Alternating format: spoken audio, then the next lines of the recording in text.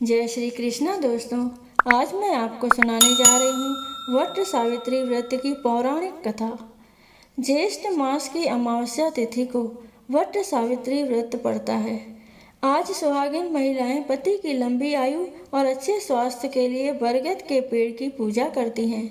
इसके साथ ही वट वृक्ष से कामना करती हैं पति के साथ साथ संतान सुखी रहे।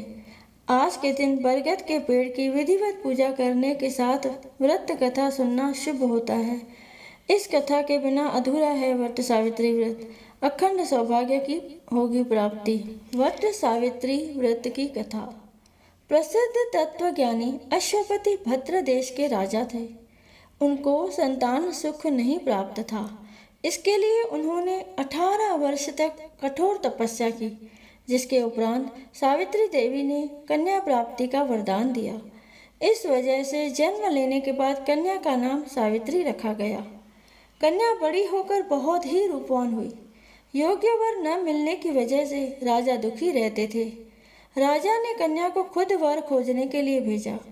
जंगल में उसकी मुलाकात सत्यवान से हुई। ध्युमसेन के पुत्र सत्यवान को पति रूप में स्वीकार कर लिया। इस घटना की जानकारी के बाद ऋषि नारद जी ने अश्वपति से सत्यवान की अल्प आयु के बारे में बताया। माता पिता ने बहुत समझाया, परंतु सावित्री अपने धर्म से नहीं डिगी, जिनके जिद के आगे राजा को झुकना पड़ा। सावित्री और सत्यवान का विवाह हो गया। सत्यवान बड़े गुणवान, धर्मात्मा और बलवान थे। वे अपने माता पिता का पूरा ख्याल रखते थे। सावित्री राजमहल छोड़कर जंगल की कुटिया में आ गई थी। उन्होंने वस्त्राभूषणों का त्याग कर अपने अंधे सास ससुर की सेवा करती रहती थी। सत्यवान की मृत्यु का दिन निकट आ गया।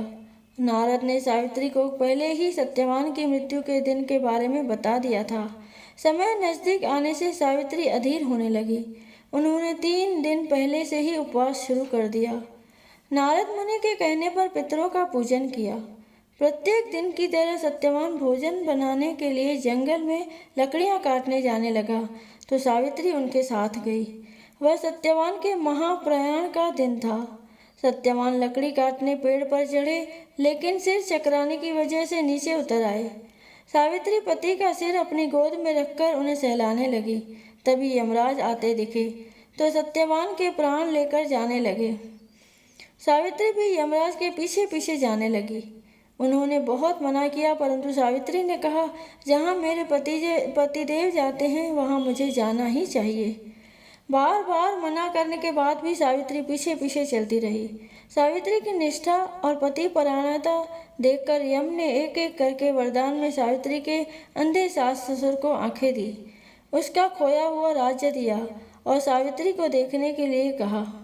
वह लौटे कैसे? सावित्री के प्राण तो यमराज लिए जा रहे थे। यमराज ने फिर कहा कि सत्यवान को छोड़कर चाहे जो मांगना चाहे मांग सकती हो। इस पर सावित्री ने 100 संतानों और सौभाग्यवती का वरदान मांगा। यम ने बिना विचारे प्रसन्न होकर तथास्तु बोल दिया। वचनबद्ध यमराज आगे बढ़ने लगे।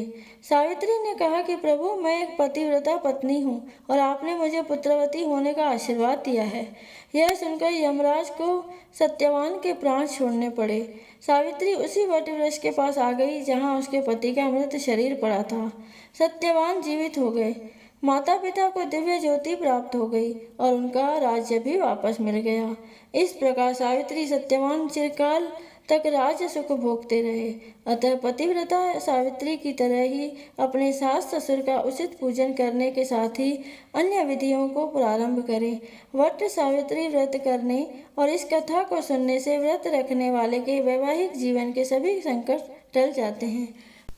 वीडियो को लाइक कर देना और ऐसी ही धार्मिक कथाएं सुनने के लिए मेरे चैनल को सब्सक्राइब कर देना और पास में लगे बेल आइकन को ऑल पर प्रेस कर देना, ताकि आपको मेरे नए वीडियो मिल सके। जय श्री कृष्णा।